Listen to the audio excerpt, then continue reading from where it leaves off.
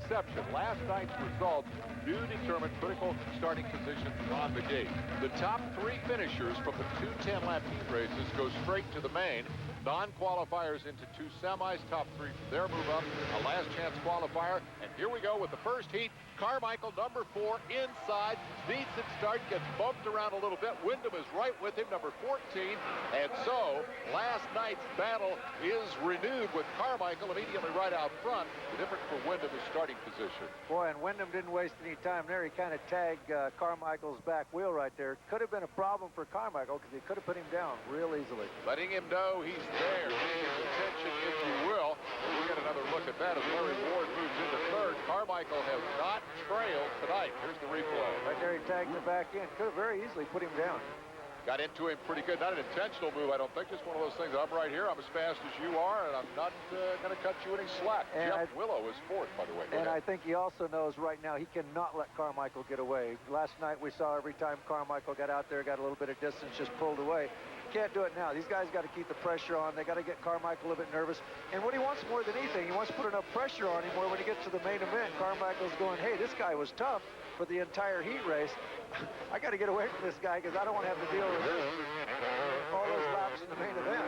Wyndham maintaining the interval at a couple of bike lengths at his best, getting right up to the rear wheel on occasion, and rarely trailing by more than 3 or 4 lengths. And now as they come down through this whoop section, Carmichael opens it up a little bit. Boy, he's strong through there. And the whoop section looks real good tonight, too. It looks like both sides are working real evenly. It doesn't seem like there's an advantage if you go to the inside or the outside.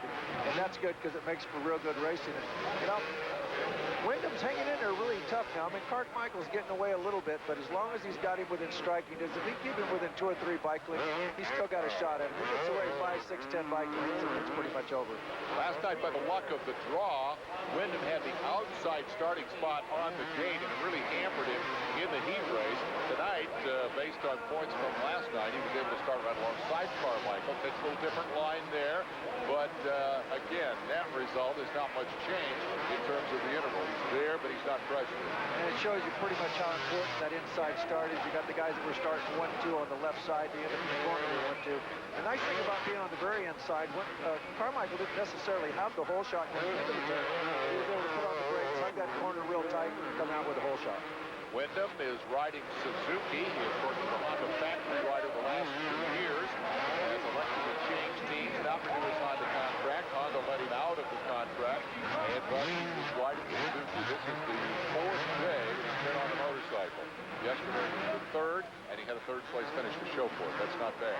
And he looks real comfortable on the bike, too. I mean, you know, a lot of times you change bikes, it's a little bit different trying to adjust the power, the way the bike sits. I mean, they all have a slightly different feel. You know, relatively, you say, well, they are pretty close, but they do all feel a little bit different. I'm really impressed with how tight he's staying with Carmichael right now, and I'm sure Carmichael is thinking, you know what? I'm giving it everything I got. I mean, you know, he's probably got a hair left if he comes up and puts pressure on him, but I think he's doing a great job. Carmichael can hear him. Wyndham can see him. We'll take a quick break and come back to see if there's any change in the outcome. Stay with us.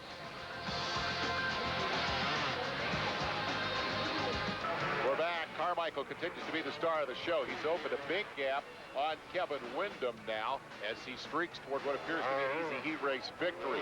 Carmichael has elected not to go run any of the European, the World Championship races this year. As we check the interval back to Wyndham. You ask, where is Jeremy McGrath? Jeremy will be doing those races. Here's the gap, as you see. Jeremy will be doing the international stuff. That's part of the reason he's not here. We're noticing a comparison between the way Ricky's riding the bike and the way Jeremy rides. You know, we're looking at a new Ricky Carmichael here. For what I've seen tonight and last night, this guy is starting to ride. He's more in tune with the bike. Usually Ricky's a little bit more hang off the bike, a little bit just kind of flying around like a flag waving off the back of the bike. He's so in tune. I noticed stuff even when he doesn't hit it just perfectly, instead of the bike getting away from him, he's working with it, letting the bike do what it needs to do, and staying in touch with it. And I'm really impressed. And if that's the case, what we're looking for going into next season, it's going to be giving Carmichael, he's going to give McGrath some fits. Somebody ready to challenge Jeremy.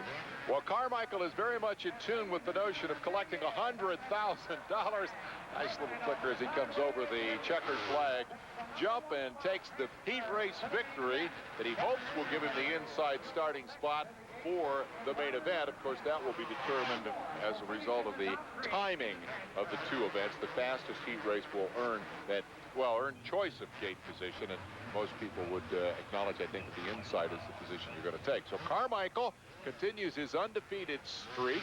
He has made an impressive statement with a big margin of victory over Kevin Windham, and that means that we'll await to see whether any of his other challengers are ready to step up here this evening, notably Mike LaRocco or Damon Huffman, who rounded out the top four last night. Very popular victory for the crowd here in Las Vegas. Everybody likes Ricky. He's just got so much enthusiasm, and he brings a lot to the table. 20-year-old kid, not cut necessarily from that sort of spoiled superstar mold that a lot of people complain about sometimes in this sport. It is Carmichael, Windham, and Ward taking the transfer positions. Isaiah Johnson and Tyler Evans will take their Hondas into the semifinals and get another chance, a second chance, if you will, to make the main event here this evening. Carmichael, the man of the hour here in Las Vegas, and it's been an hour that's lasted a week. They started talking about him in terms of the odds on Monday, and they're still talking about him. Let's go to Larry. Rick, it was a little bit tough at first, a little tight there. Yeah, Kevin was pressuring me. He was on my tail, and you know, I stayed strong, didn't make no mistakes, and started to pull away towards the end, and it's going to take another good start like that for the main to win. Did you feel a bump? Oh, definitely. I don't know who it was, but somebody hit me. I think it was Kevin. That's all right. You know, I've done my share of bumping to him, and I'm sure he's going to do it to me. Okay, good, strong ride. It starts is what it's going to take. You got that all figured out. Thanks. Okay, well, look. All right, with that, we go to the second heat. The challenge for Carmichael this weekend, maybe he's finding something new to say in the next interview. He's the guy everybody's been talking about all night. One more interview, which will be worth $100,000. The second heat race has Mike LaRocco down there on the far side alongside Damon Huffman and Heath Voss. As they were top finishers from last night, that's Pedro Gonzalez on the near side. They go to the turn, and LaRocco, number 5, is not going to get the gate. He's tangled up, and number 63, Greg Schnell, will take the lead. Ryan Hughes came from 5th on the gate, number 60, to grab second spot. Another bad start for LaRocco. Tell you what LaRocco needs right now. He needs to get up there. He needs to get in the lead. He needs to turn in the fastest heat race so he can have that inside gate on the inside of Carmichael. That's the one thing that he could really have going for him. And that's going to be tough to do. He's going to have to hustle to do it. It's 10 laps distance here, and the lap time is about 40 seconds, so you don't get a lot of time to get to do your work here. Schnell was strong last night. Greg Schnell from Rancho Cucamonga, California, got good gates all night.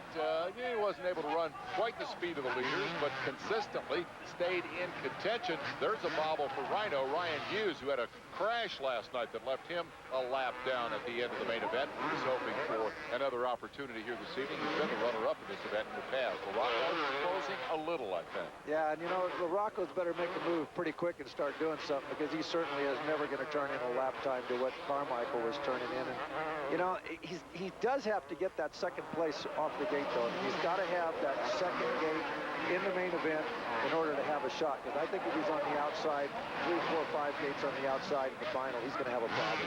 Remember, even if it's the slowest heat race, the winner of this one gets that second starting spot, or has the choice of taking that second spot. Get a glimpse of number 6, Steve Lamson. He's having a great night here. This is a Husqvarna. Geraldo Ferracci has brought the Huskies, of course, has the Husky deal now for Supercross, and they signed Lamson, and he ran very well on that bike last year. How long has it been since we saw a Husky with heat racing? Boy, it's been a while. You know, it's been a while since we've seen a Husky in there really doing a good job in Supercross, and this bike is really close. I mean, Steve says that he's really happy with the bike. He likes it a lot, and that's good. That means that we've got another manufacturer in there who's going to be doing something. Number 990 is Michael Byrne from Australia. He had a whole shot and led a heat race for a while last night. He's riding for the Edge Sports, the team that Jeff Hemming has put together, of course. It was going to be his team to ride for. He has now retired, last year's winner of this event. So Schnell, Hughes, and LaRocco are in transfer positions. This is a very big disappointment for LaRocco, and unless he can turn it around in a hurry, his chances, his shot at Carmichael has grown even longer here this evening by bit of failing to win in the heat race. Here comes Mike chasing Hughes. We'll take a commercial break, come back and see if he can pull it off.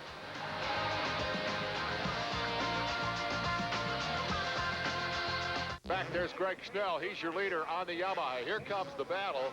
The two Hondas are at war. Ryan Hughes has been caught by Mike LaRocco. LaRocco tried during the commercial to make a pass, couldn't pull it off. Now has just a lap to make it and a gap to make up, Terry. Yeah, and one thing we might want to mention is the absence of the other Honda rider, which is Sebastian Tortelli, who got in a little problem there last night, coming off the little step up, hit the single on the other side, went over the bars, the bike ran over him, sucked him up inside the wheel, pulled his jersey off, and he's hurting a little bit. So he is sitting out today. He was a rival to Carmichael in the Outdoor Nationals. Right now, the question of who will rival Carmichael in the main event remains open.